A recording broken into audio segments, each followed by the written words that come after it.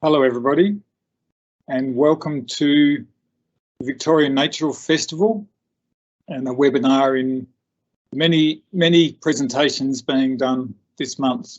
And I welcome you all, and I thank you all for your interest in being here. My name's Mark Norman. I'm the Chief Conservation Scientist at Parks Victoria, and today I want to talk about a very exciting and big project that we're very excited about at Parks Victoria, and I thought we'd do a deep dive on the concept, the issues and what we're trying to achieve. So I might throw to the first slide, please, Steph.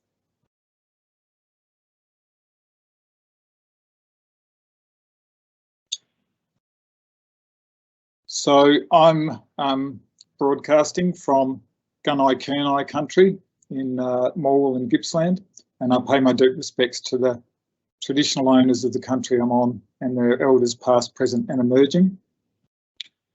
And I'd like to talk about the prom today. So we'll go to the next slide.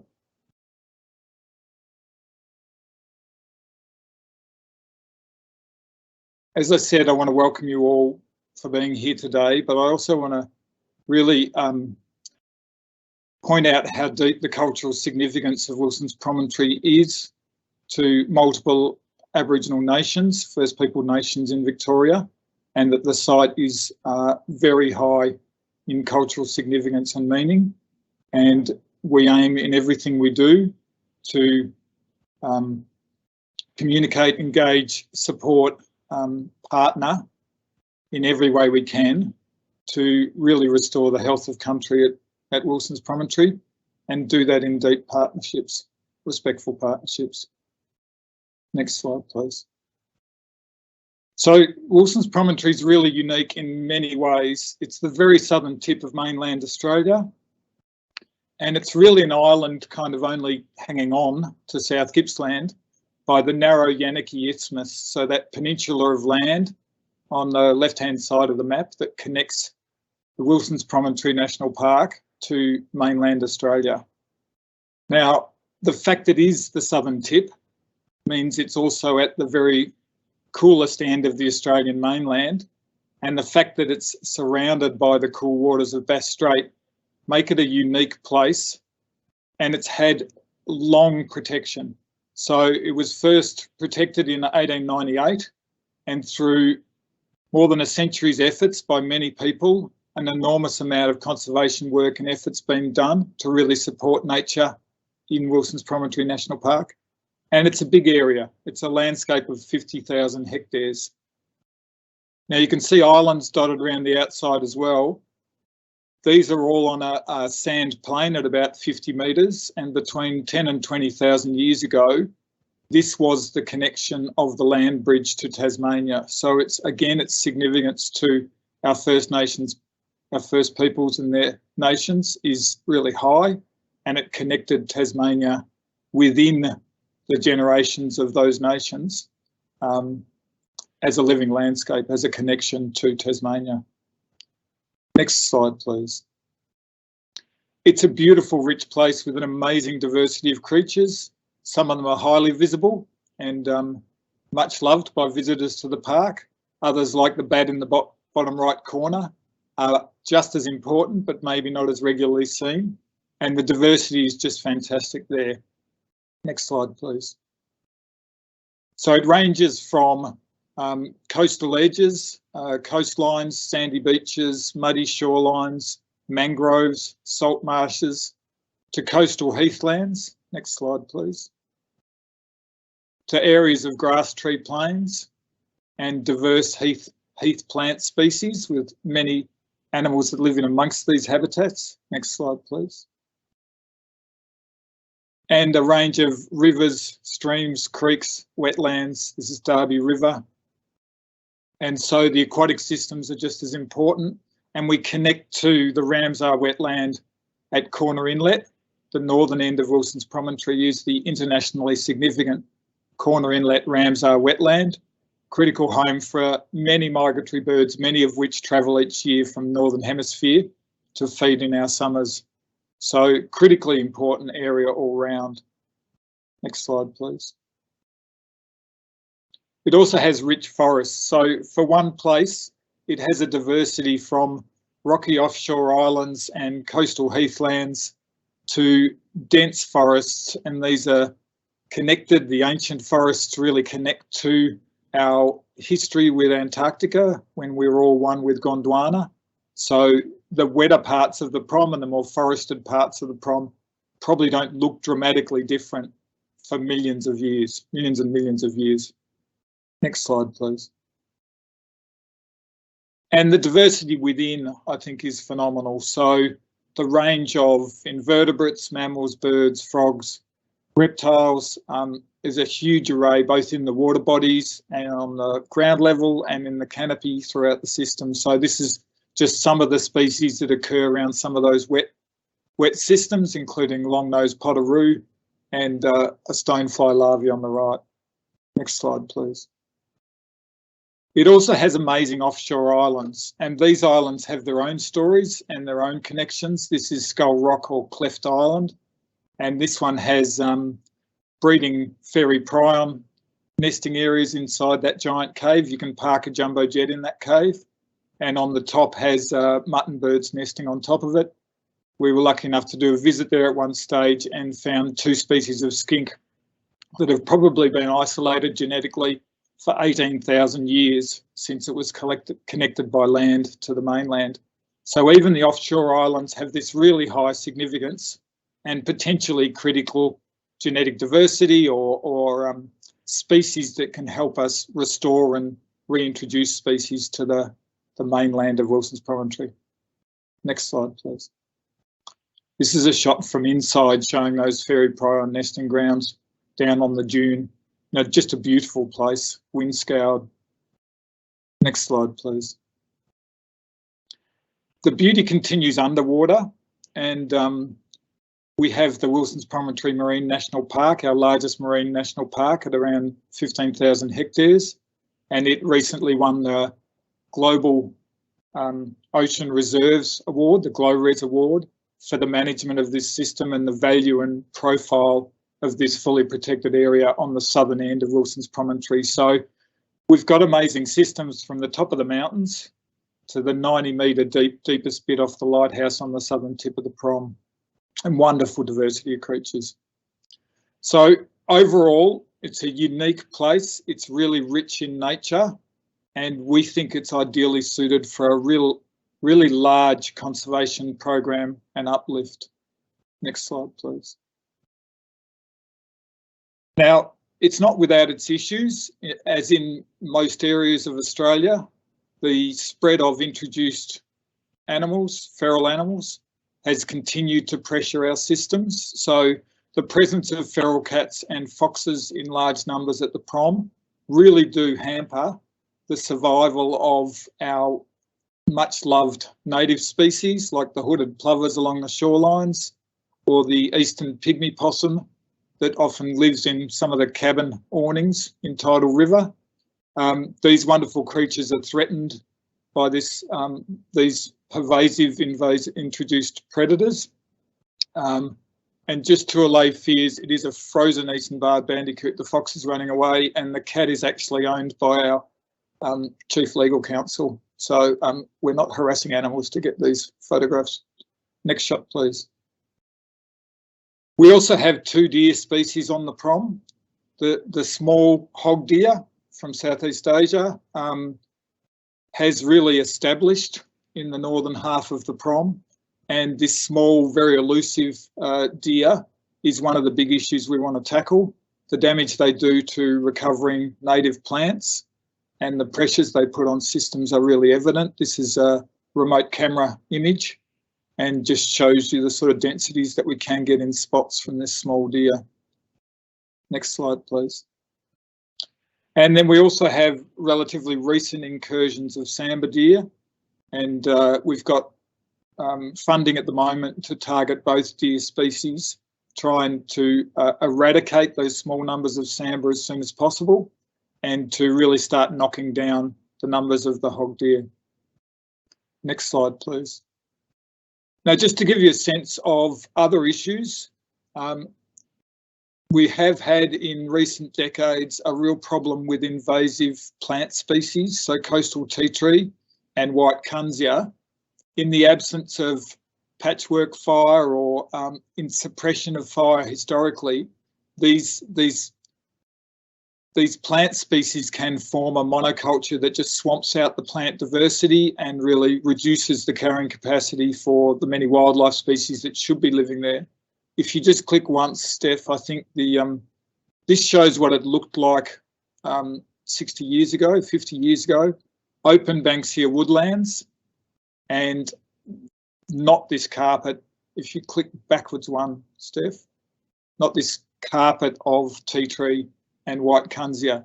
So people like Jim Whelan at the Prom have been leading some amazing work on suppressing and removing these invasive plants and trying to restore us back to those open grassy woodlands that are so critical for species like New Holland mouse, a lot of the honey eaters, really critical habitat. So next slide, please. There's also issues around fire. After the Black Summer fires, we've had such awareness of the impacts on nature. At the Prom, we have a couple of advantages. It's always 5 to 10 degrees cooler at the Prom because of the cool waters surrounding, the Bass Strait waters surrounding the Prom. But also its proximity and its presence of its operational staff means that we can get involved in things like firebombing, fire intervention, getting crews into critical places, and really work on trying to control fires from being total obliteration to the patchwork of fire that some systems might need, or other systems really do not need fire and not adapted to fire and require fire kept out of those systems. So again, this is an advantage of the Prom. We have people on ground, we have knowledge on ground, we have access to fire and emergency services, so it's well equipped for response. Next slide, please. Now this leaves us with pretty impacted regions and habitats when those fires are extreme, but in some systems it's required, in other systems, as I say, it's dangerous, and we'll get to that when we talk about climate change. Next slide, please. So as everybody's aware, Black Summer really broke a lot of the rules. It really showed the scale and the intensity and the unprecedented nature of these huge fires and the living examples of climate change modelling and prediction coming to reality. So in these images, the one on the bottom left shows the climate producing or the weather producing pyrocumulus sort of fire tornadoes that even set off their own dry lightning strikes, that generate their own microclimates and weather systems that further exacerbate the problems of those fires. It was a huge scale, and I think everybody grasped those sorts of impacts. It builds on troubling examples like the fires in northwest Tasmania in 2015, 2016, where wet rainforest, including native pencil pine patches, burnt for the first time in recorded history or any knowledge of those systems burning, because we have whole ecosystems drying. Rainforests are now dry enough to burn, and that's why they need as much help as they can get. We can do whatever we can as levers against this, but it also justifies the need to think differently about how we do nature conservation. Next slide, please. There's also the extreme weather angle. So it's not just a situation of fire or drought. It's also about extreme rainfall. It's also about extreme weather events and storm events, extreme temperature impacts on species. When it gets up into the mid-40s or higher, you just start losing arboreal mammals and birds just falling out of the trees. So again, somewhere like the Prom that has that extra temperature buffer is a critically important place for nature conservation. Next slide, please, Steph. This is an example of the flood impacts. This was washed out in 24 hours. This is Verica Creek or Paradise Valley, sort of on the mid-east side of the Prom. And the creek bed was at the height of the crossing tree above. and they had 360 mils in 24 hours. So some of these flood events are major as well. So we're seeing a lot of the extremes and new records broken around climate change challenges. And we can't hide from that. You can't pretend it's all okay. We also have issues of species moving. So as the climate gets warmer, species that normally occur further north on both land and in the sea start establishing further south. Now, in this example, these are black sea urchins, which normally are common in New South Wales. They eat every blade of seaweed and make these areas called urchin barrens, where very little plant matter survives. That impacts abalone, that impacts the species that hide under the kelp forest cover. It impacts animals like lobsters, abalone. It has a huge impact, and we've ended up with active intervention programs where we've removed huge numbers of urchins to allow the algae to recover, and they have recovered. But we've got animals on the land as well that are being seen further south than ever before. I'm sure people didn't grow up seeing crested pigeons around Melbourne, but these drier continental bird species are turning up further and further south. So again, this is a side effect of climate change that we need to take into account. Next slide, please. So I come back to the point that the Prom is very unique in many ways. It's got very high existing nature conservation and cultural values. It's connected to international significant wetlands. It's at the southern tip where the water is coolest, and it has a geography that gives us an opportunity to make a difference.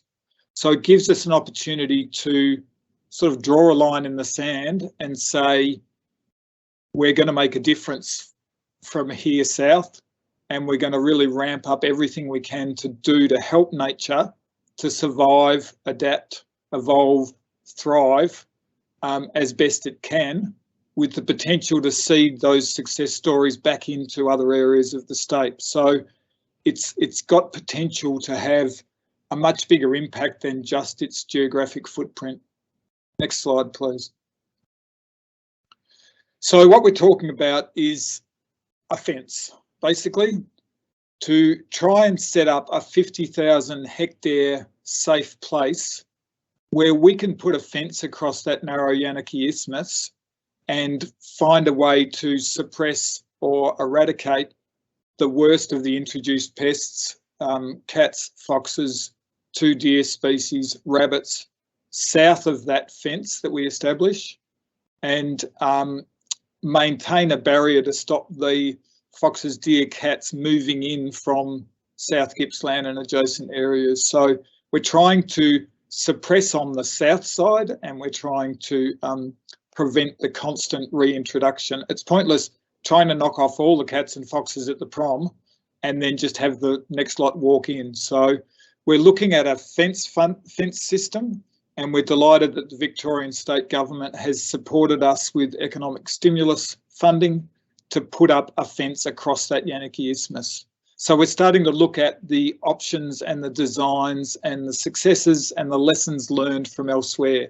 There's a lot of desert examples of safe havens, and they don't have the sea problem. So if we look at some of the other examples, next please, Steph. This is one in New Zealand that's been highly successful. This is an example of this hooked lip fence design that stops cats and foxes climbing up underneath that lip. And we'll also have to put in a skirting along the bottom to stop the digging animals, both the rabbits and the wombats, from making holes that foxes and cats can go through. So there's a lot of work to be done in design and where it's laid out, and all the issues we have to take into account about not further harming natural or cultural values in the building of this fence. If you go to the next slide. We have sea boundaries on the eastern side in Corner Inlet. It's probably in a location where there's sufficiently low water movement that we can consider something like this moving out into the water as a deterrent for foxes and cats and deer getting past that barrier. Now on the other side, on the western side, we've got more challenges. That's at Shallow Inlet, and that's quite a dynamic system with quite a high current. So it may be we have to have a system where the fence gets to the water's edge, and then we have really ramped up pest control programs on either side, baiting, detection, shooting, extra layers. So we're looking at all those sorts of things at the moment to try and find the best way to really slow any of that movement back into the prom while we ramp up the control within the prom. Next slide, please. So what I'd like to do is kind of set our broader thinking in context. It's not just about a fence. The fence is a really important component of this program, but it's not just about a fence. It's about everything that comes with it.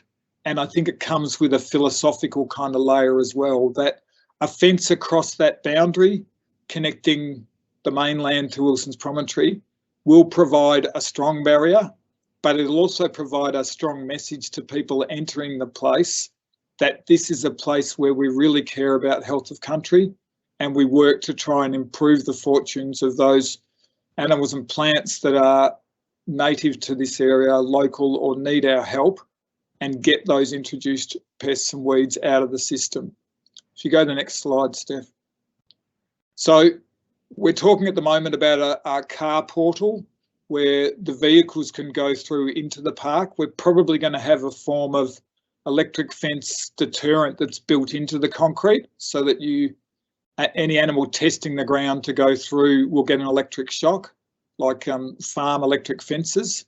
And as long as people don't stop in their bare feet and get out of the car, I think it'll be a really good system for having a gate that's maintained open, allowing the transport of vehicles through without everybody having to wait every time the gate opens and closes. But for me, the most important part is that this should give you a sense that you should change your thinking as you step over this barrier and think about what's in the best interests of nature within this park and what you can do to kind of join that conversation or that program.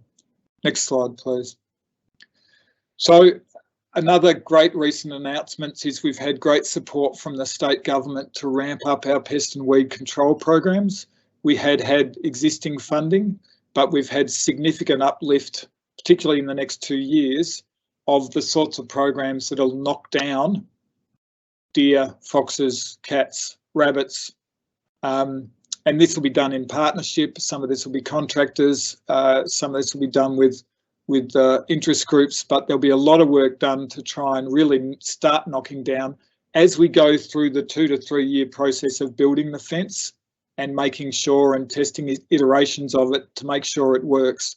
This whole program is a long game.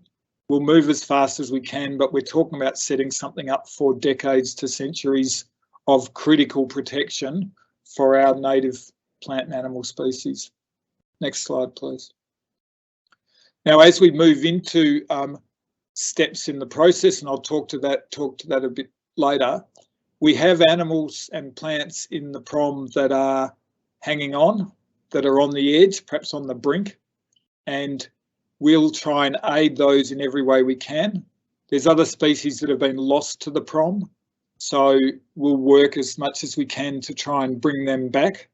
And then there's species that occur elsewhere that may be in real trouble that we can either hold temporarily or longer term to provide insurance populations for those threatened species. So our aim over time is to build the support and the resources to develop things like holding yards. Next one, please. Release exclosures for acclimatisation and safe sort of breeding up of species. And then the third one is around building our research capacity and knowledge. So the development of a research field station to support our activities and really sort of ramp up the focus of conservation science and conservation management on this very special place. Next slide, please. Now, this will be done in partnership at every level. So core partnerships will be with the traditional owner nations that connect to this landscape. It'll also include volunteering opportunities. We already have fantastic Friends of the Prom groups and the groups that run the native plant nursery at Yanaki, and all those programs will get extra support. We want to draw people into these programs and processes. So I want everybody to sort of keep an eye out as we start developing things like volunteer programs or other ways in which you can help. And we'll be investigating all these avenues. It might be going through remote camera footage and aiding us in trying to detect where we're seeing native species. It might be about tree planting. It might be about weed removal. The great group that's been doing the sea spurge removal around the coasts of Wilsons Prom, the South African plant that can choke up those coastlines. There's all those sorts of programs we'll build on, and so much more. Next one, please. The other critical part of this is bringing the public with us, and it's about people appreciating and understanding how special these places are and how special their inhabitants are, and how special or how important the programs we develop are to help critically endangered species. Once a species is gone, it's gone completely. Zoos Victoria talks about the depression of going to Christmas Island and hearing the last male Christmas Island pipistrelle bat, and after that not one was seen and it went extinct in the wild. Great work like the eastern barred bandicoot work out of the last remnant population out of Hamilton was down to about 40 animals, and they took the decision to take them into captivity. That critical decision stopped eastern barred bandicoots going extinct in the wild, and now they're back up in their thousands in captive breeding colonies and are being released back into locations like French Island. So it's that critical interventions that don't let those species get lost on our watch, and I think the Prom can play a really vital role in that. But we need to tell everybody about it and bring the public with us. Next one. So we also want to build around this whole Prom program something like a fund or a foundation or a trust where we seek and build funding donations from philanthropy, from individuals, so that we can offer PhD scholarships, we can offer research grants to students and research labs. We can build the team, the army of kind of researchers who are detecting how individual species are going or how habitats are recovering or what the needs are in the system for fire management or water management or other issues. So we really want to build that side. And the other critical step, next one please, Steph, is to really have dedicated and ongoing staff that are part of delivering this Prom Sanctuary program. So we're delighted in funding from the state government. We've had about $3.5 million to really ramp things up in the next year or so. And we've had $500,000 from the federal government to aid us in these critical steps around safe havens and refuges, which the Prom Sanctuary will become a really leading example of. Next slide, please. So I just want to talk you through some of the stages of our thinking of what will happen as we sort of start developing this fence and really ramping things up. And one of the most critical is that stage of knowing what's there and how things are doing.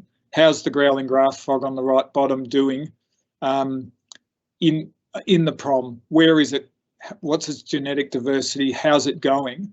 So this will entail an enormous amount of work. We're doing a partnership with the Great Platypus Survey around eDNA samples in all the water bodies on the Prom. So it comes back with a list of all threatened species that have been detected from their poo or other bits being in the water. And it's quite amazing what this environmental DNA work does. It can detect that there are potaroos, it can detect that there are endangered fish species. So we're working on that right now as a shared program. We'll also ramp up our existing remote camera detection. There's been some great work being done by Arthur Ryler Institute of the Department of Environment, Land, Water and Planning around sound recordings, and they've recently recorded ground parrots in the Prom, which is a great record, and one of those species that we will feel are on the brink and would really benefit from things like increased fox and cat control. Next slide, please. But we'll also be doing major pest and weed knockdown. So we've already got funding and we're already starting this process. We've put on about, I think we're up to about 11 staff that are associated with this program to help us get it going. And it's really ramping up the successful programs that have already been run on the Prom, but giving it the scale and the resources to do it at a much faster rate on a much larger scale. So great support from local divisional, district and operational teams, and we'll be growing these partnerships to really start knocking down these pests, so that by the time the final panel gets put in, these things will be, the pressure in the prom will already be slightly knocked down, and we can just go on from strength to strength. Next one, please. Also continue with existing habitat restoration programs. Like I was saying, the open grassy Banksia woodlands, heathland restoration, lots of projects to try and minimise weeds, to restore native plants, and a call out to everybody who's already very active in this space, the amazing job they do, and that amazing nursery run by volunteers at the Yanaki entrance is just fantastic work, and we want to build on those strengths. Next slide, please. And we're also going to work with techniques and vary the techniques and do the tests and find what works and what doesn't work. And that'll be things like patchwork ecological burns that are small patches. There's also mulching. We're trialling mulching techniques that mulch down the coastal tea tree and white kunzea and get other forms of restoration, other forms of vegetation recovery. So this has been a very long and active learning phase, and there's been amazing work by Jim Whelan and others in the district to try and really get those open Banksia woodlands back from that monoculture kind of carpet of tea tree. Next slide, please. And seeing great success where they have worked, native plant species bouncing back that hadn't been seen for years in what would have been an impenetrable block of coastal tea tree. Next slide, please. And again, diversity bouncing back with these sorts of management programs. So great success stories, and we're building on all of those. Next slide, please. So the next phase is fence construction. Luckily, we don't have to fence off cliff tops like this one in New Zealand. So it's just an example of, it'll be difficult. We'll learn along the way. We'll see what we have to do to improve outcomes, and it's going to be a learning process, and it's not a fast fix. It's not like a 3-month house build high speed. This is going to be something we learn all the way along. Next slide, please. So I just want to briefly talk about those species we're trying to help. So we've broken them into sort of 3 to 4 categories. There's those that are there and clinging on, or were seen relatively recently, and we have to still see if they are there, but really give them the best support. They're things like the New Holland mouse, the native mouse on the top left, king quail on the right, ground parrot, the one I said that was recently multiple sound recordings of ground parrot were recorded, which is fantastic. And the bottom one's like a little cute marsupial mouse. It's like a mini native cat. It's got little sharp teeth, and it's called a swamp antechinus. There's a healthy population on one of the offshore islands, and that might be a source population for us to aid its more wider sort of return to the prom itself. So these are ones we're defining as bringing those back from the brink and giving them every chance to survive, thrive, adapt, evolve. Next slide, please. Then there's also the species that used to be at the prom but have been lost, like the rufous-bellied paddy melon. If you think paddy melons, you think Tasmania with the small wallabies down there. This was a common resident on the prom, and so this would be an example of one we bring back and into that system and have it back on country again would be really powerful, I think. Next slide, please. But we'll also work in the space of being part of a network of sanctuaries or safe havens around the state and help where we can. So this is the eastern bristlebird. There was the only known population in Victoria was a small population on the east side of Malakuta at Cape Howe at the far eastern tip of Victoria.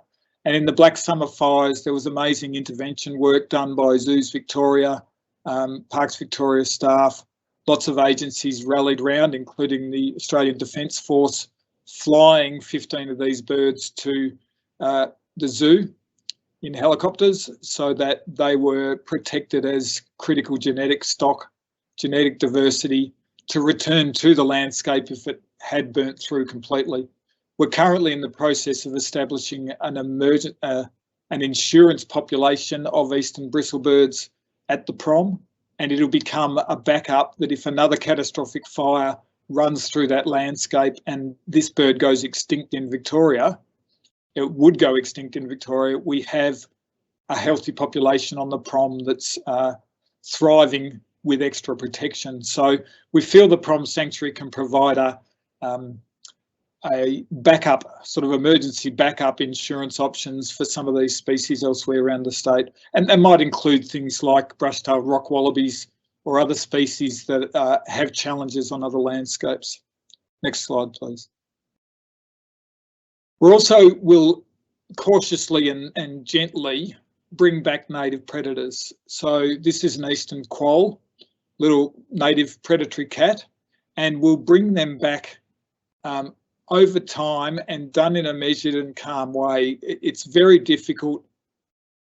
It's not a case of throwing everything in at once and seeing what happens. We could end up with some bad outcomes. So if we go to the next slide, just as an example, the best intent of putting Tasmanian devils that were free of the facial cancer tumour on Maria Island off Tasmania, the devils did really well, but unfortunately, next slide please, the Cape Barren geese chicks and nestlings were all knocked off, as were the little penguins.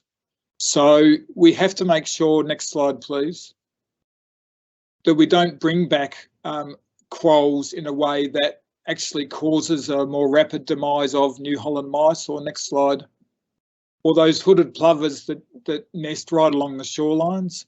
Quolls have a habit of running along shorelines looking for nested birds. So none of this is going to happen in a hurry. We're going to do it in as measured a way as possible and try and just do gradual support for as many species as possible. Next slide, please. And that may be considering different types of options. So this is the spot-tailed quoll, the bigger quoll species. It may be that it's brought back into the system, or it's the eastern quoll, or we look at different options, because there will need to be either a predator role in those systems or some sort of control programs to ensure we don't end up with massively overabundant some species. So this is all the juggling act and the work we're doing at the moment with new staff coming on board, starting to think about how we manage this in the cleverest way possible. So going steady to make haste, or whatever it is, go slow to go fast, or whatever the phrase is, we'll do the best we can, but it's going to be done in a very thoughtful, measured way. Next slide, please. So really, I'll finish up there. It's an amazing landscape. It's a very special place. We've had great support so far from state government and some support from federal government, which we're delighted with. We're looking at the next steps in this process, and I'm really calling for people to keep an eye out on news on this program. And as we gradually start building things like the volunteering programs or support for some of the friends groups, we will invite people to join us in these processes. We want it to be something that's collectively owned, and we all work together to sort of improve the fate in very, very challenging times. Next slide, please. So I'll leave it there. Again, just reinforcing what a wonderful place it is and how lucky we are to have this option. And there couldn't be a better time to try and do something of this nature at this scale. And I'll leave it there. Thank you very much, and enjoy the rest of the Victoria Nature Festival.